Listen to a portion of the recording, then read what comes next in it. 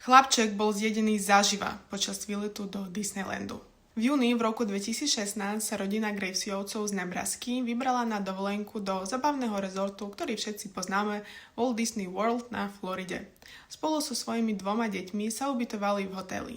Arel pôsobil idylicky s jazerom Seven Seas Lagoon, kde sa navštevníci často zdržovali pri vode. Večer 14. júna sa rozhodli stráviť čas na pláži pri lagúne.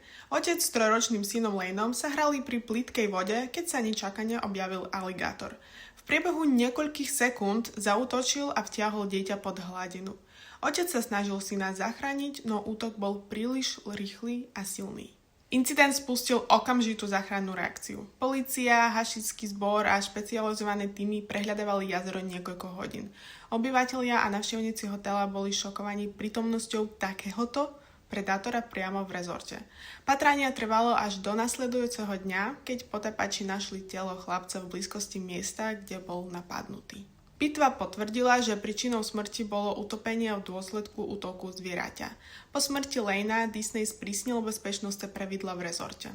V oblasti lagúny Seven Seas Lagoon postavil bariérové múry a oplotenia a popri brehoch vystaval nový kamenný múr s cieľom zabrániť priamému vstupu do vody. Florida Fish and Wildlife tiež informovala, že z lagúny odchytila 6 veľkých aligátorov, teda v rozsahu potrebnom na ten útok, a potvrdila, že pravdepodobne sa im podarilo chytiť toho, ktorý na Lanea zaútočil. Disney zároveň vyjadril rodine úprimnú sústrasť a prisľúbil jej podporu pri riešení následkov. Gravesovci nakoniec nepotvrdili žiadny zámer žalovať Disney za vzniknutú tragédiu. A pre viac podobných prípadov nezabudnite dať mi follow a zanechať aj komentár.